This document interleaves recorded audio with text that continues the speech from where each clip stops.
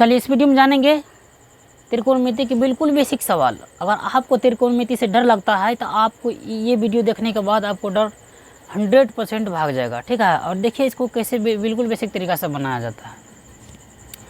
ये कहता है कि मान ज्ञात करिए। क्या कहता है? मान ज्ञात करिए। आपको एक दो मिनट के लिए आप इसको ध्यान से देखिए, आपको बेसिक बातें जानना ज़रूरी है। देखिए यहाँ पे देखिए क्या है, यहाँ पे देखिए साइन सी, यहाँ पे साइन ए है। इसका मतलब है कहीं ना कहीं झोल है।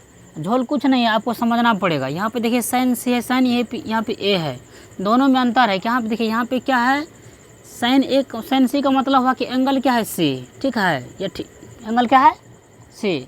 यहाँ पे क्या है? साइन ए, इसका मतलब एंगल क्या है? लिया, ए लिया है। तो देखिए क्या करना है, देखिए यहाँ पे ध्यान देना होगा कि अगर ए का बात करेंगे, देखिए अगर ए का साइन ए, तो इसका मतलब हुआ कि कोण ए के सामने का भुजा लंब होगा। क्या होगा? कोण ए के सामने का भुजा क्या होगा? लंब होगा। और इस सी का, यहाँ पे सी बोला है तो सी का मतलब क्या हुआ कि कोण सी के सामने का भुजा क्या होगा? लंब होगा। इसमें क्या होता है कि देखिए ये हो गया आपको कर्ण, ये हो गया कर्ण। 90 डिग्री के सामने, इसको 90 डिग्री के सामने को भुजा को कर्ण कहते हैं। देखिए कर्ण क्या होता है? समकोण त्रिभुज में फिक्स होता है। कर्ण क्या होता है? समकोण त्रिभुज में कर्ण फिक्स होता है। अब बाकी ये लंब और आधार क्या होता है? फिक्स नहीं होता है। ये डिपेंड करता है कोण के हिसाब से। क्या डिपेंड करता है? कोण के हिसाब से। देखिए यहाँ पे क्या, देखिए आधार और लंब दोनों चेंज होते रहेगा। चलिए तो पहले आप जान लीजिए कि साइन थीटा बराबर क्या होता है? साइन थीटा बराबर लंब बटा कर्ण। क्या होता है? लंब बटा कर्ण, लंब बटा कर्ण होता है, लंब बटा कर्ण लिख दिए। अब यहाँ पर देखिए साइन सी है, साइन सी है तो साइन सी देखना क्या है? इस एंगल को देखना है, इस कोण को देखना है।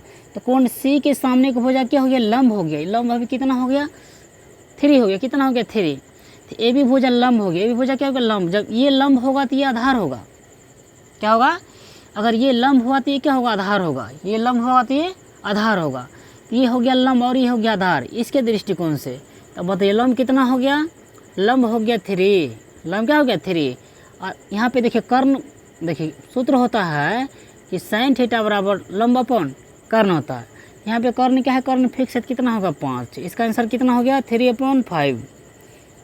आया समझ में? चलिए अब 2 नंबर में कहा था कि साइन ए, साइन ए का मान होगा था बताने के लिए। देखिए साइन थीटा बराबर, इसको थीटा मान लीजिए तत्काल। तो साइन थीटा बराबर क्या होता है? लंब बटा कर्ण। लंब बटा क्या होगा? कर्ण, लंब बटा कर्ण। देखिए दोनों का मान अलग अलग आएगा, आप ध्यान दीजिए। अब यहाँ पे ए कहा था, ए के सामने के भुजा क्या हो गया? ये हो गया लंब और ये हो गया आधार। अब लंब क्या हो गया? लंब हो गया 4। लंब क्या हो गया? 4। तो लंब कितना लिखना है? 4। लंब क्या लिखना है? 4।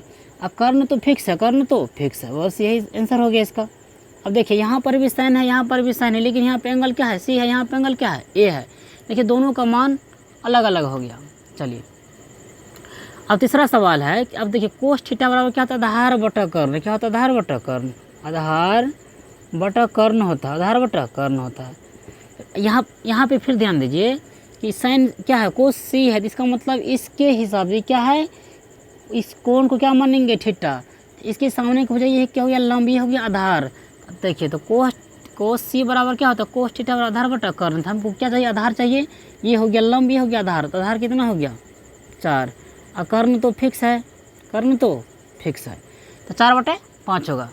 अब फिर देखिए यहाँ पे सी है, यहाँ पे ए है, लेकिन है क्या? कोस है। यहाँ पर क्या है? कोस है। तो कोस थीटा बराबर क्या होगा? कोस थीटा बराबर होता है आधार बटा कर्ण। देखिए थोड़ा वीडियो थोड़ा लंबा होगा, ठीक है, लेकिन आपको बिल्कुल बेसिक तरीका बताने वाला हूँ और 4-5 सवाल पे आधारित प्रश्न।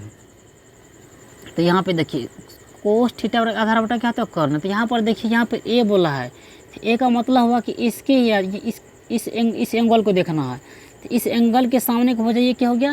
लंब हो गया। क्या हो गया? लंब। और ये हो गया आधार। तो हमको क्या चाहिए? आधार। आधार कितना है? 3 है। और कर्ण कितना है? 5।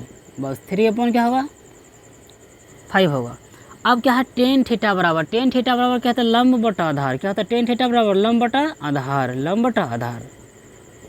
लंब बटा क्या होता है? आधार। टेन थीटा बराबर क्या होता है? लंब बटा आधार।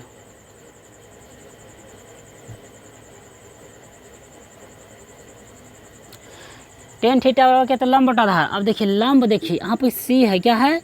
तो कोण सी के सामने का भुजा लंब होगा। बस आपको ज़्यादा कुछ नहीं याद करना है, केवल एक भुजा ये फिक्स रहेगा कर्ण, बाकी क्या होगा कि दो भुजा क्या होगा सेम नहीं होगा, यानी कि दोनों भुजा क्या होता है बदलते रहता है। तो अभी सी का टेन सी, तो इसके सामने का भुजा ये लंब हो गया, तो क्या टेन थीटा बराबर लंब बटा आधार होते, तो लंब कितना हो गया 3 हो गया।